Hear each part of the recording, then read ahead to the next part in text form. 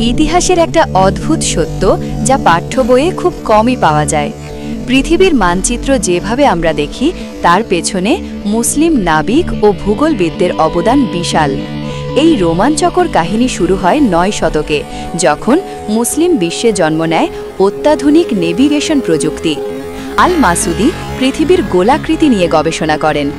আল বিরুনি অবিশ্বাস্য নির্ভুলতায় পৃথিবীর ব্যাসার্ধ মেপে ফেলেন, আধুনিক বিজ্ঞান যেটাকে পরেও গ্রহণ করে। ইবনে মাজার প্রথম তৈরি করেন বিশ্বমানের নেভিগেশন চার্ট, যা ইউরোপীয় অভিযাত্রীরা পরে ব্যবহার করে। আর এক অবাক করা তথ্য, মুসলিম নাবিকরা মনসুনের দিক অনুসরণ করে প্রথম নিরাপদ বাণিজ্যপথ তৈরি করেন ভারত মহাসাগর থেকে আফ্রিকা পর্যন্ত। এটা না হলে সিল্ক রুট ও স্পাইস রুট কখনোই বিশ্বব্যাপী বাণিজ্য জোনে পরিণত হতো না। কিন্তু সবচেয়ে বিস্ময়কর অবদান দেন আল ইদ্রিসি। তিনি তৈরি করেন বিশ্বের সবচেয়ে উন্নত মানচিত্র, ট্যাবুলা রজারিয়ানা। এই মানচিত্র এতটাই নিখুঁত ছিল যে ইউরোপীয়রা ৫০০ বছর ধরে এটিই ব্যবহার করত। আসসালামু আলাইকুম, আল্লাহ হাফেজ।